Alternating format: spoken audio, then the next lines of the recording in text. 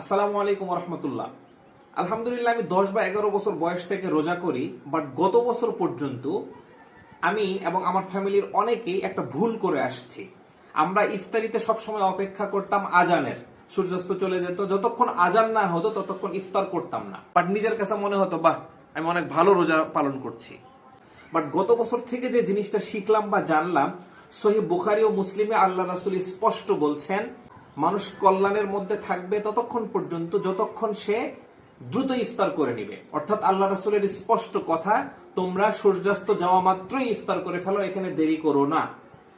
আরেকটি কথা, আল্লাহ রাসূল বলেছেন, তোমরা অবশ্যই সবাই সাহারি করো, সাহারিতে রয়েছে বরকত।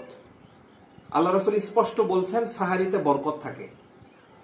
আরেকটি কথা না বললেই নয়, আমরা এখনো যারা সেহেরি সেহেরি বলি, আজকের পর থেকে আর কোনো সেহেরি শব্দ বলবো না। সেহেরি সিহরুন থেকে এসেছে, যার অর্থ হচ্ছে কালো জাদু। আমরা বলবো হয় সাহুর অথবা sehri.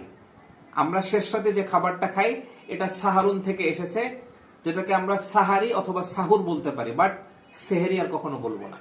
Thank you so much. আবার দেখা হবে ইনশাআল্লাহ।